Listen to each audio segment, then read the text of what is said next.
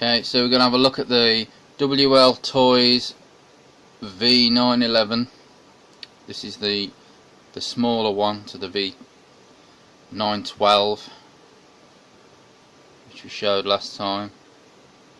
I do believe this one come first. Obviously I've done it in the reverse order. Interesting. Patent product. Counterfeit. Will investigate. Well, considering most of the companies over there all do it, and the Stingray, what they did was a bit questionable. That's quite an interesting one, but anyway, yeah, as you can see, it's another 2.4 gigahertz system, USB charge, and the charger's in there, 2 micro batteries. You might be able to use your mobile phone charger if you've got a mobile phone charger that's a USB. Not too sure about that. I think the controller, like a lot of micro Helis, has a plug to plug into so you can charge from the batteries, although I've never been keen on that because it wastes your transmitter batteries. But if you're somewhere out and about, I suppose it gives you the chance to fly your plane after you've run out and charge it back up again. Take a look inside the box. Around the other way.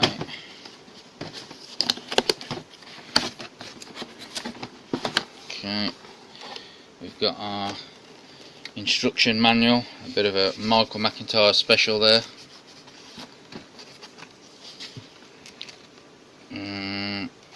All your bits and pieces of information. Now, oh, the cat's come to say hello. Right, mackerel. Back there. Now, there's different colours available.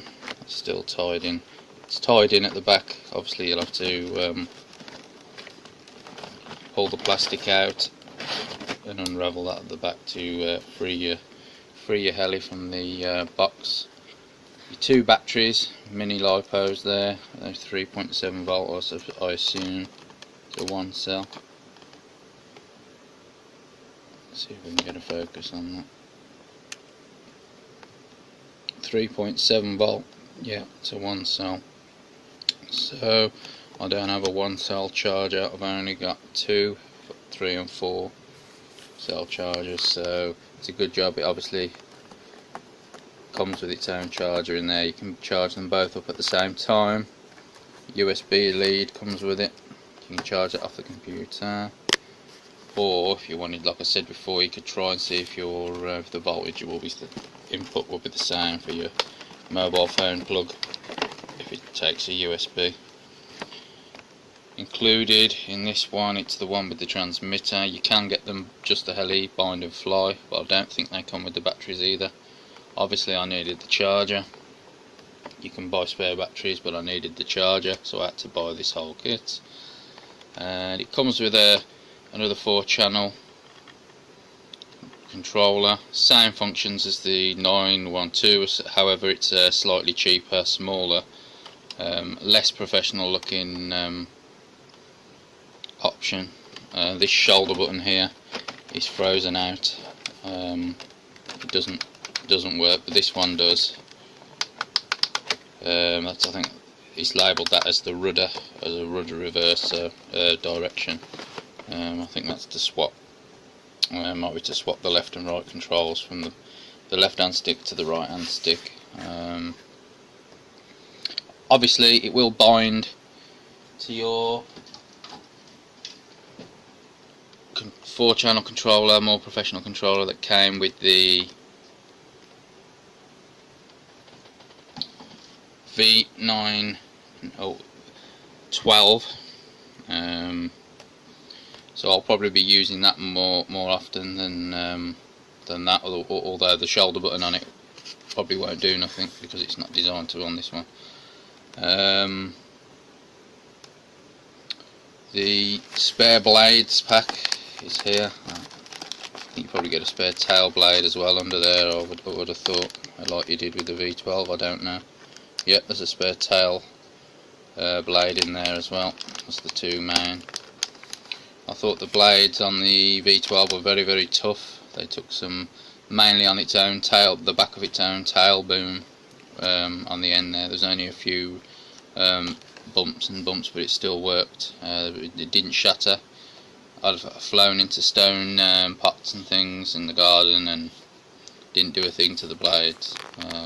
The only thing on the V12 I found was a problem was the controller reverted to mode 2 from mode 4, which is like basically setting it like I mentioned before, where you'd swap the left and right controls, so the rudder would be on this stick instead of on this stick, so you can steer more like you would with your aeroplanes. And mid-flight on the V12, every now and again, for some reason the transmitter swapped back to mode 2, so what I was doing means I sent the helicopter flying into tarmac, which only damaged the skid and the clips, 2 clips on either side to hold the canopy on. So I'm expecting this little bugger to be fairly tough as well. I'll probably keep hold of this controller.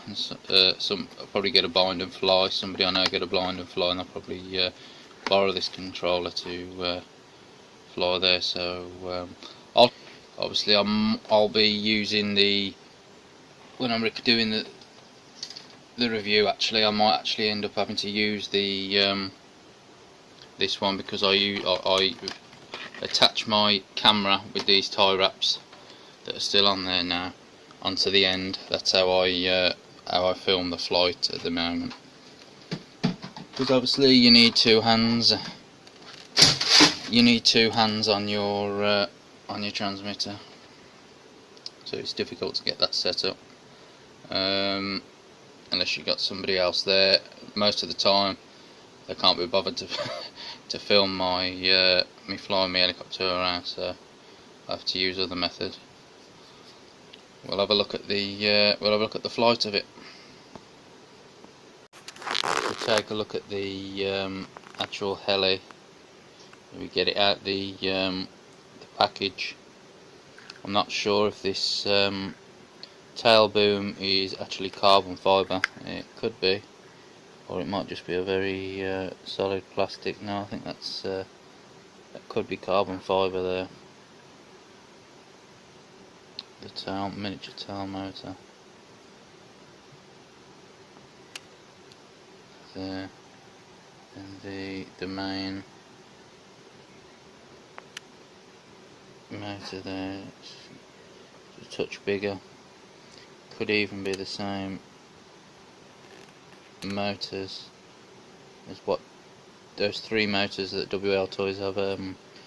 A mini Cessna, which looks like it could be an ideal buy for me to stop off flying when I'm on my motorbike at the park.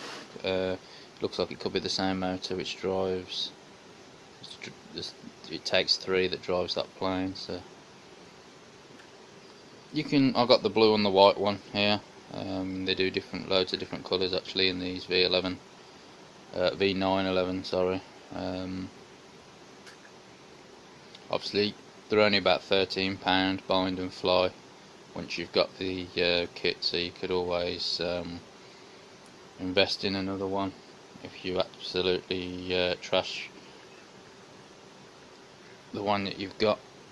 This, you should be able to get the spares anyway, but I mean at £13, if you're going to pay near enough £5 plus postage for a gear, say here for a main gear or for a boom or something, then we should bring it up to nearly, £10 with the postage, and you can buy a whole new helicopter for £12–13 bind and fly. Then you might as well do that, and then keep your old one for spares for the new one. If anything else goes on that, you can always cannibalise an old helicopter. Yep, seems a nice enough one. We'll have a fly about with it in a minute.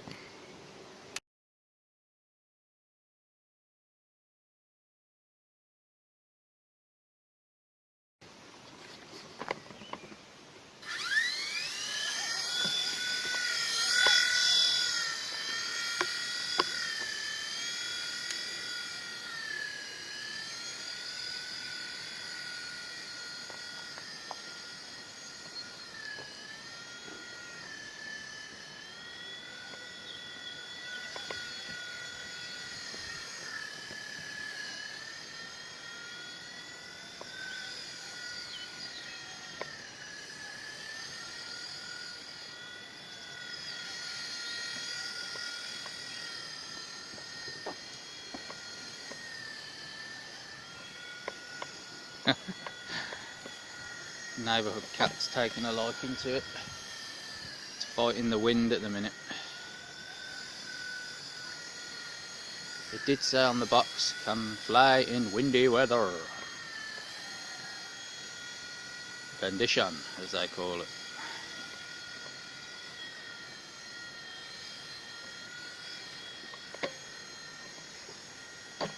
Four channel, obviously. Pitch forward, pitch back.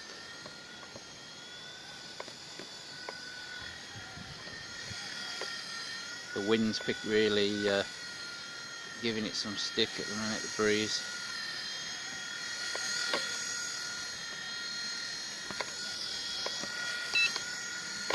The shoulder button on this V12 that's frozen out on the one that come with seems to just make it spin 360.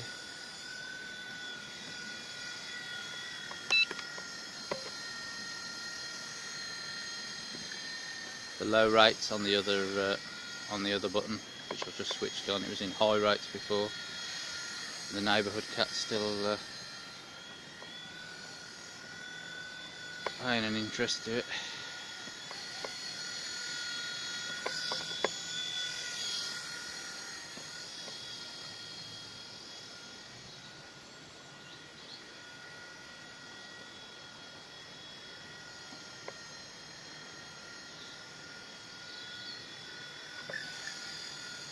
Pretty quick, it really snaps around pretty quick.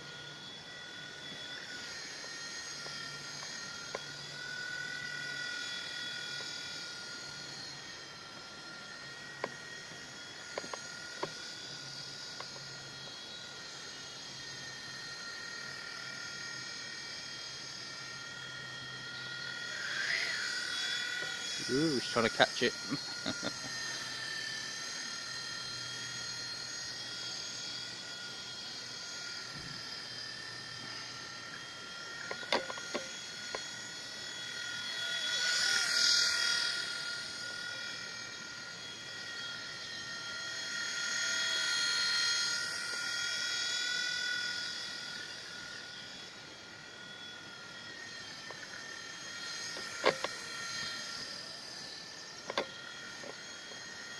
Sure if it's just pitching. Woo! Not sure if it's just pitching forward a bit. Might need trimming back a little.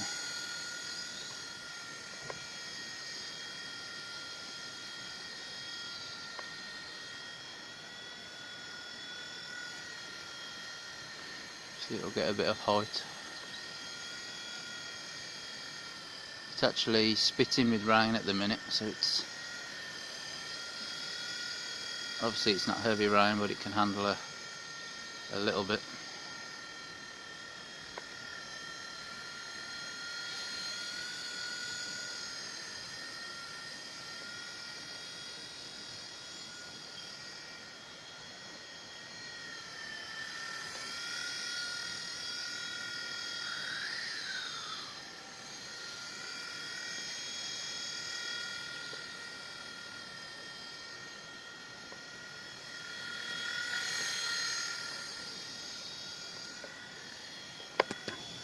Ooh.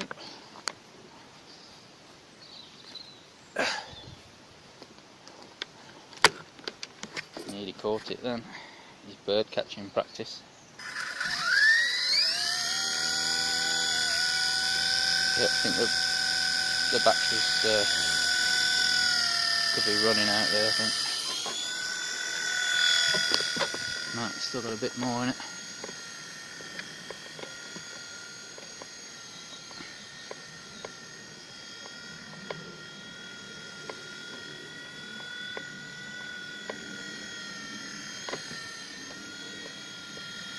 Battery is running low though.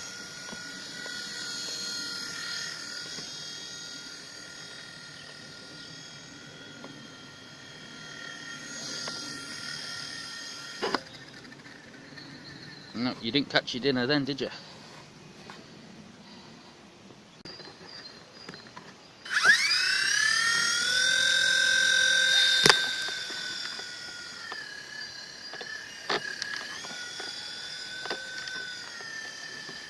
Got some lift on it.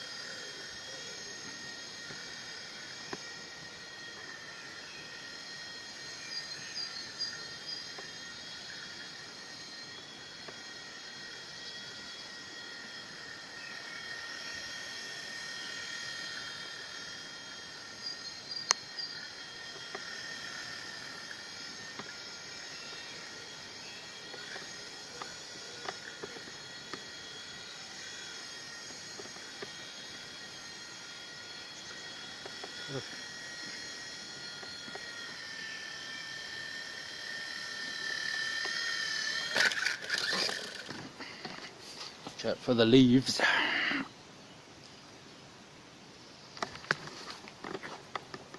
Punch. See, the skid gets stuck in the grass. You got to be careful with it. That's one thing I've noticed. try a quick punch, you might get free. You've got to really be...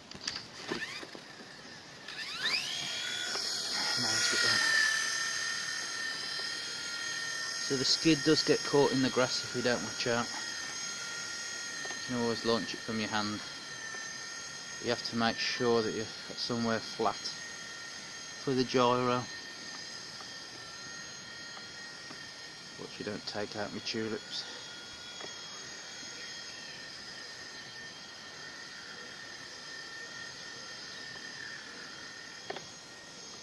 I think that's the battery on its way. It's way out.